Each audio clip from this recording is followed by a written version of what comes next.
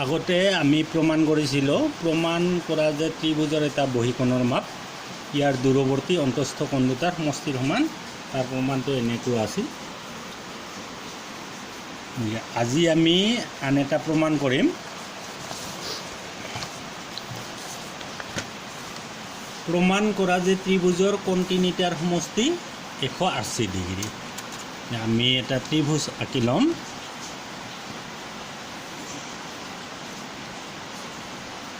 যিকোনো সাইজৰ ত্ৰিভুজ আঁকিলেই হ'ল।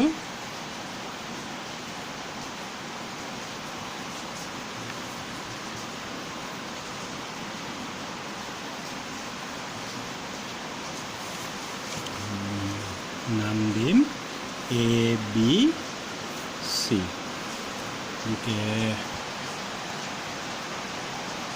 ত্ৰিভুজ ABC এটা ত্ৰিভুজ যিকোনো কোণৰ বা যিকোনো মাপৰ বাহু হ'লেও কোনো কথা নাই, ত্ৰিভুজ হ'লেই হ'ল। কি প্ৰমাণ কৰিব লাগে? প্ৰমাণ কৰিব লাগে যে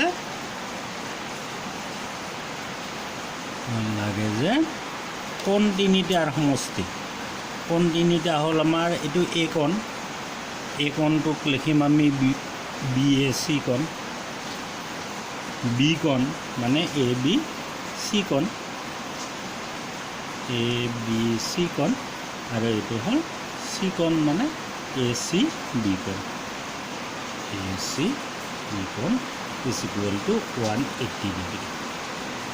কিন্তু এই প্ৰমাণটো কৰাতে আমি সৰল কোণৰ কথাটো ক'ব লাগিব। সৰল কোণ মানে এনেকুৱা এটা বিন্দুত এডাল সৰল ৰেখাৰ ওপৰত ইফালে 180 ডিগ্ৰী 180 ডিগ্ৰী আৰু ইফালে 180 ডিগ্ৰী থাকে, মানে গোটেই মিলি 360 ডিগ্ৰী দুয়োফালে মিলি এটা সৰল কোণৰ মাপ 180 ডিগ্ৰী। এই কথাখিনি আমি ইয়াতে প্ৰয়োগ কৰিম। এই প্ৰমাণৰ কাৰণে আমি দুই ধৰণে কৰিব পাৰিম প্ৰমাণটো। প্ৰথমতে এনেকৈ কৰিম, আমি BC বাহুৰ সমান্তৰালকৈ এডাল ৰেখা টানি ল'ম। BCৰ সমান্তৰাল হ'ব লাগিব, সমান্তৰাল হ'ব নিশ্চয়।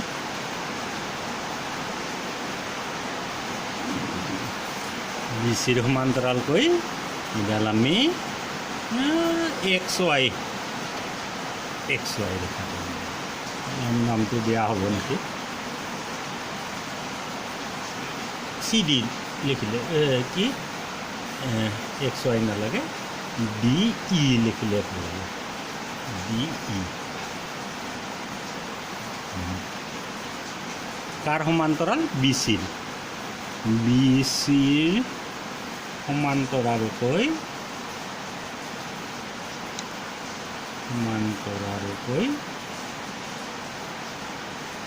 DE ৰেখা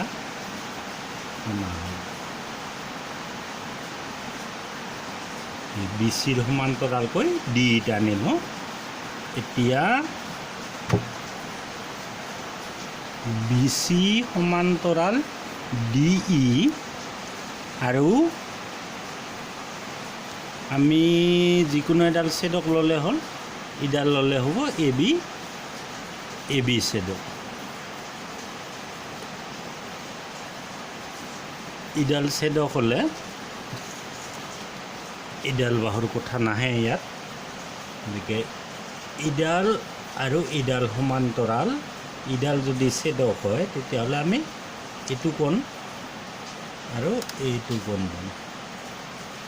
এই দুটা হ'ব একান্তৰ কোণ। সমান্তৰাল ৰেখা এডাল ছেদকৰ দুইফালে থাকিলে একান্তৰ কোণ।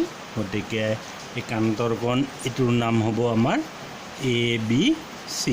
ত্ৰিভুজৰ ভিতৰৰ কোণটো আগত লিখিছোঁ আমি ABC সমান এই কোণটোৰ নাম হ'ব BAD।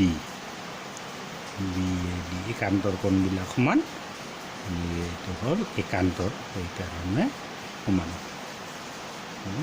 এক নম্বৰ। এইবাৰ যদি আমি AC ছেদক বুলি লওঁ আৰু BC সমান্তৰাল D ছেদকডালৰ নাম হ'ব এবাৰ AC ছেদক। ইডাল ছেদক হ'লে আমি পাম এইটো কোণ আৰু এই দুটো একান্তৰে হ'ব। ত্ৰিভুজৰ ভিতৰৰ কোণ হ'ল এইটো আগত লিখিম ACB কোণ। ACB কোণ সমান হ'ব এইটো কোণৰ নাম হ'ব CAE কোণ। CAE কোণ এই দুটো একান্তৰ কোণ, এইটো কাৰণে সমান। 1+2 কৰিলে 1 নম্বৰ বাওঁফালে আছে ABC, 2 নম্বৰ বাওঁফালে আছে ACB। ABC যোগ ACB সমান 1 নম্বৰ সোঁফালে আছে BAD আৰু 2 নম্বৰ সোঁফালে আছে CAE।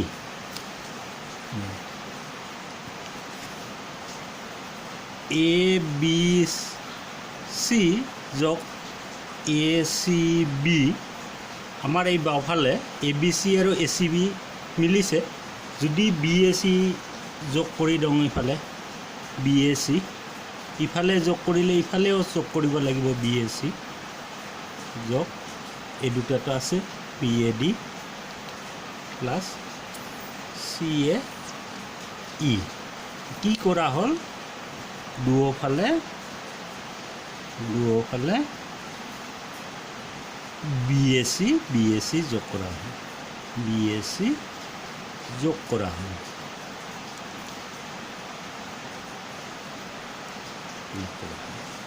এতিয়া দেখা গ'ল ABC ACB BAC সজাই লিখিলে এইটো A কোণ B কোণ C কোণ, এইটো আগত লিখিম আমি BAC যোগ ABC যোগ ACB। এতিয়া এই তিনিটাৰ যোগফল কি হ'ব? BAC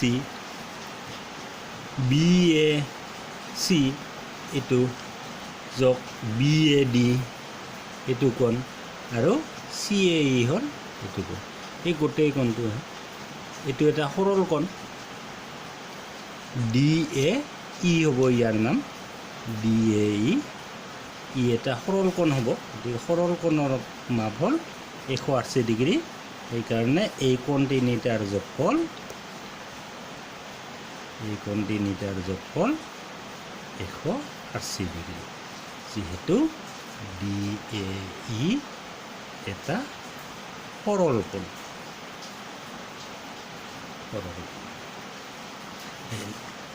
ত্ৰিভুজৰ তিনিটা কোণ A কোণ B কোণ C কোণ যোগ কৰিলে 180 ডিগ্ৰী। এইটো প্ৰমাণ আমি ইয়াতে প্ৰমাণিত বুলি দেখিব পাৰোঁ। ঠিক এই প্ৰমাণটোকে আকৌ এনেদৰেও কৰা যায়। আমি ত্ৰিভুজৰ এটা বহীকোণৰ মাপ ইয়াৰ দূৰৱৰ্তী অন্তস্থ কোণ দুটাৰ সমষ্টিৰ সমান, সেই প্ৰমাণটো যি ধৰণে কৰা হৈছিল ঠিক একেদৰে কৰা যাব।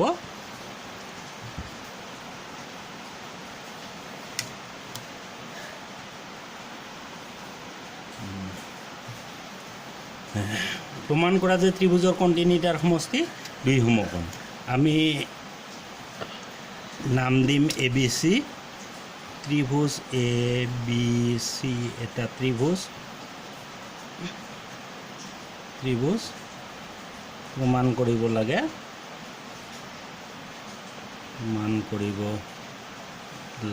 যে কোণ তিনিটাৰ যোগফল কোণ তিনিটা হ'ল BAC যোগ ABC যোগ ACB সমান 180 ডিগ্ৰী। আমি এই BC বাহুডালক অলপমান বঢ়াই দিম। BC বাহু D লৈ বঢ়োৱা হ'ল, BC D লৈ বঢ়াই দিয়া হ'ল।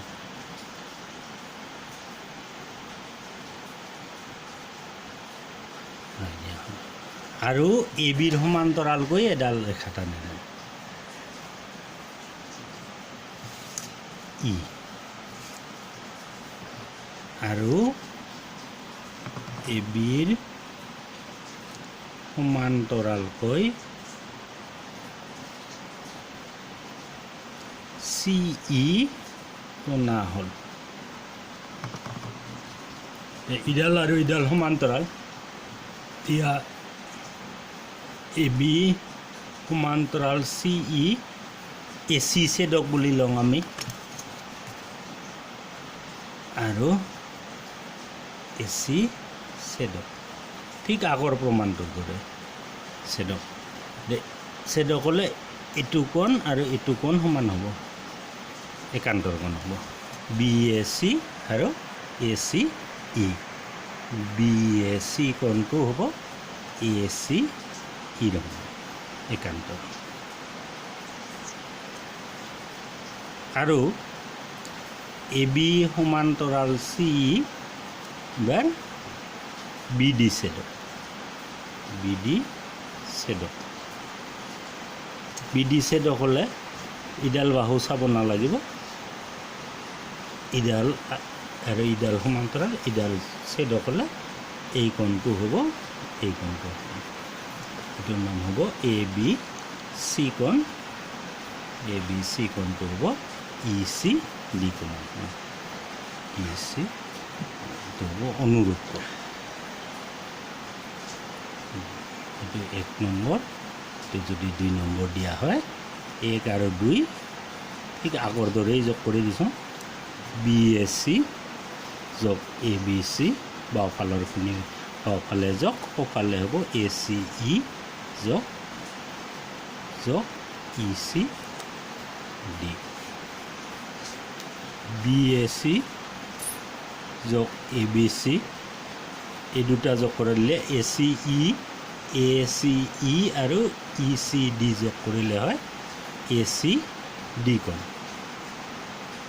ইয়ালৈকে আমি আগতে প্ৰমাণ কৰিছোঁ যে এইবাৰ দেখা যায় যে A কোণ আৰু B কোণ আছে C কোণটো যোগ কৰিলে আমি ইয়াৰ বাওঁফালৰটোৰ লগত একে মিলিব যে BAC যোগ ABC C কোণটো দুয়োফালে যোগ কৰি দি চাম ACB C কোণ মানে ACB ACDৰ লগতো আমি কি যোগ কৰিব লাগিব ACB দুয়োফালে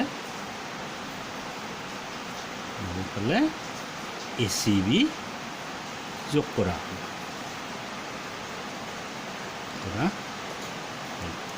এই বাওঁফালৰখিনি আমাৰ মিলিছে BAC যোগ ABC যোগ ACB এতিয়া সোঁফালৰখিনি চালে ACD যোগ ACB ACD এইখিনি গোটেইখিনি আৰু ACB হ'ল এইখিনি এই গোটেই কোণটোৰ নাম হ'ব BCD কিন্তু BCD একেডাল সৰল ৰেখাত আছে গতিকে একেডাল সৰল ৰেখা থাকিলে তাক কোৱা হয় সৰল কোণ আৰু এটা সৰল কোণৰ মাপ হ'ল 180 ডিগ্ৰী গতিকে এই কোণ তিনিটাৰ যোগফল তেতিয়াহ'লে 180 ডিগ্ৰী যিহেতু BCD এটা সৰল কোণ সৰল কোণ আমাৰ প্ৰমাণটো হৈ গ'ল এইটো প্ৰমাণ কৰাতে আমি ত্ৰিভুজৰ এটা বহিকোণৰ মাপ দূৰৱৰ্তী অন্তস্থ কোণ দুটাৰ মাপৰ সমষ্টিৰ সমান এইখিনিলৈকে একেই আছে সেইটোৰ লগত কেৱল এইখিনি যোগ কৰিলে হয় যে যোনে যেনেকৈ সহজ পায় তেনেকৈ কৰিলে হ'ব ধন্যবাদ